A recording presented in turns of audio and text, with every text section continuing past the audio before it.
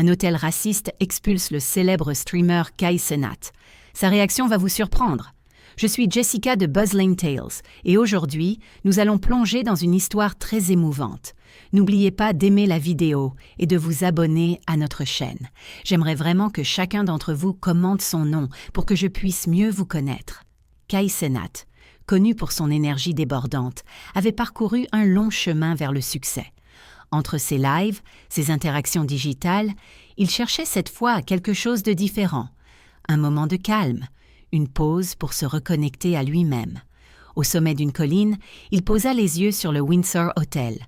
L'endroit semblait figé dans le temps, un vestige du passé, majestueux mais vieillissant, chargé d'histoire et de tradition. Dès son entrée, une étrange atmosphère l'accueillit, des murmures, des regards furtifs.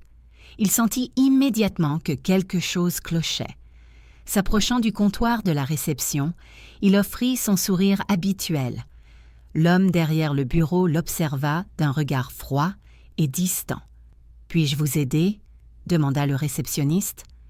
Kai sortit son téléphone et montra la confirmation de sa réservation, mais à peine eut-il jeté un œil à l'écran que son visage se ferma. « Je suis désolé, monsieur. Il semble y avoir une erreur dans notre système. Nous n'avons plus de chambre disponible. » Kai regarda autour de lui. D'autres clients étaient chaleureusement accueillis, leurs bagages pris en charge, leurs clés remises, sans problème. Il n'eut pas besoin de poser de questions. Il avait compris. Dans sa voiture, il resta un moment en silence, tentant d'analyser ce qu'il venait de vivre. La colère montait en lui, mais il la ravala. C'est ce qu'ils attendaient, qu'ils s'emportent, qu'ils nourrissent le stéréotype. Mais il refusa de leur donner ce plaisir. Il pensa à toutes les personnes avant lui qui avaient subi ce genre de rejet, à celles qui n'avaient ni voix ni plateforme pour en parler. Alors il décida de témoigner. Avec une simple publication, il raconta son expérience, non pas pour susciter la pitié, mais pour exposer une vérité dissimulée sous un vernis de politesse et de tradition désuète. La réaction fut immédiate.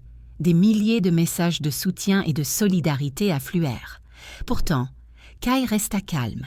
Il savait que le combat ne résidait pas dans la vengeance, mais dans l'éveil des consciences. Soudain, le ciel s'obscurcit, de lourds nuages noirs envahirent la vallée et bientôt, la tempête éclata. Les routes sont bloquées, le courant vacille. Nous ne pouvons laisser entrer personne d'autre, annonça le réceptionniste, la panique montant. Le Windsor, vétuste et mal préparé, sombra dans le chaos.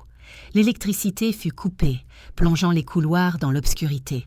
Les clients, pris au piège, commencèrent à paniquer, alors que les réserves de nourriture s'amenuisaient. Kai aurait pu rester là, dans sa voiture. Après tout, l'hôtel l'avait rejeté. Mais ce n'était pas son genre. Il était un homme d'action, un modèle pour des milliers de personnes qui le suivaient. Il devait montrer l'exemple. Grâce à son live, il lança un appel à l'aide. Il mobilisa son réseau, rassembla des bénévoles locaux pour acheminer des provisions et du matériel. En quelques heures, des camions arrivèrent avec des générateurs, de la nourriture et des couvertures.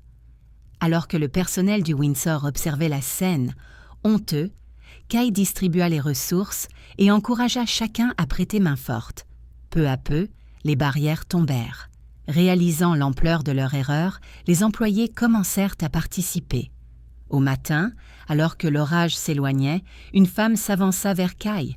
C'était la propriétaire du Windsor, une femme ayant passé toute sa vie entre ses murs. Ses mains tremblaient, sa voix vacillait. Je suis désolée. Toute ma vie, j'ai cru des choses sur les gens comme vous, des choses qu'on m'a apprises, que je n'ai jamais remises en question. Aujourd'hui, vous m'avez prouvé à quel point j'avais tort. » Kai prit un instant pour digérer ses paroles avant de répondre. Le changement n'est jamais facile. Nous sommes tous façonnés par notre passé, par ce qu'on nous a inculqué, mais nous avons le pouvoir d'apprendre, d'évoluer. Ce qui compte, ce ne sont pas les erreurs du passé, mais les actions que l'on pose pour les réparer. Le Windsor fut transformé. Ce qui était autrefois un lieu d'exclusion devint un symbole d'inclusion.